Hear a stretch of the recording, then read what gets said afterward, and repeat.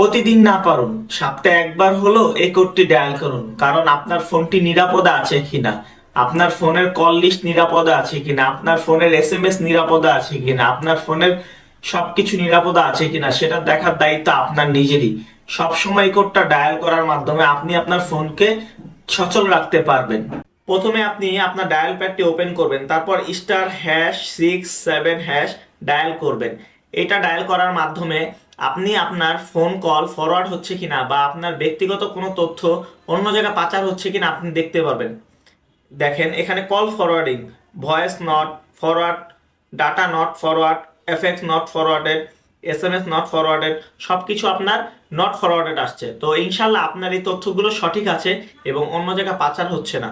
এবং আপনি যদি আপনার সিমে থাকা দেখতে পারেন যে এইগুলো ইয়েস লেখা উঠছে, তাহলে আপনাকে অন্য একটি কোড ডায়াল করতে হবে, যেমন #21#।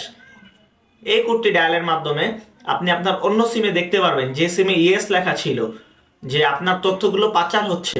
তো এটার মাধ্যমে আপনি দেখতে পারবেন আপনার অন্য সিমে কোনো প্রকার তথ্য পাচার হচ্ছে কিনা, সেটা আপনি দেখতে পারবেন।